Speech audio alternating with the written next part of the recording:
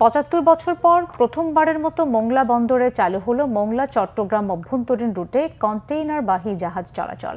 বন্দর সংশ্লিষ্টরা বলছেন, এই উদ্যোগের ফলে বাংলাদেশের 2টি সমুদ্র বন্দরের কন্টেইনার জট ও সংকট কেটে যাবে।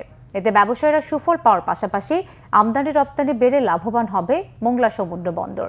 তবে ভিন্ন মত সিএনএফ ব্যবসায়ীদের। মোংলা প্রতিনিধি জসিমউদ্দিনের তথ্য ছবিতে বিস্তারিত। 90 দশকের আগ পর্যন্ত মোংলা সমুদ্র বন্দর দিয়ে অধিকাংশ পাটজাত ও হিমায়িত পণ্য রপ্তানি হতো, কিন্তু নানা সংকটে কন্টেইনার বহনকারী জাহাজ আসা কমে যায় বন্দরটিতে। এতে পণ্যের আমদানি রপ্তানির পরিসংখ্যান ক্রমাগত নিম্নগামী হতে থাকে। এমন অবস্থায় দেশের 2টি সমুদ্র বন্দরে কন্টেইনার সংকট ও কন্টেইনার জট কমাতে অভ্যন্তরীণ রুটে জাহাজ চলাচল শুরু করে 2টি এজেন্ট। ফলে 2 বন্দরের কন্টেইনার আদান প্রদান সহজ হবে বলে জানিয়েছে বন্দরের ট্রাফিক বিভাগ। মোংলা বন্দর এবং চট্টগ্রাম বন্দরের ভিতরে খালি কন্টেইনারের যে পারস্পরিক আদান প্রদান এইটা সহজ হয়।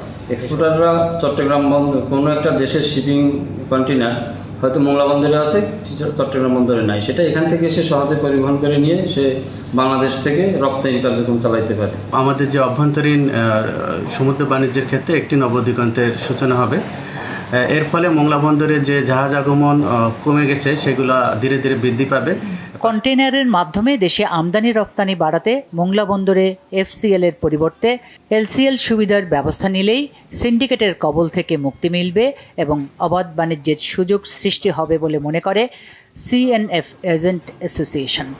একটা ইম্পোর্টার একটা মাল কিংবা 2টা মাল, তারই মাল একই মালিকানায় আনতেছে, সেটাকে বলে এফসিএল, ফুল কন্টেনার লোড।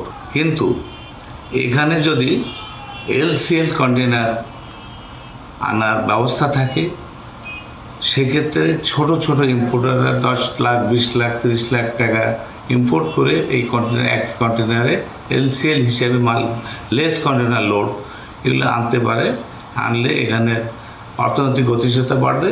এরই মধ্যে 2 দফায় একটি শিপের মাধ্যমে 200 টিউজ কন্টেইনার বহন করা হয়েছে অভ্যন্তরীণ রুটে। Bangla vision news desk.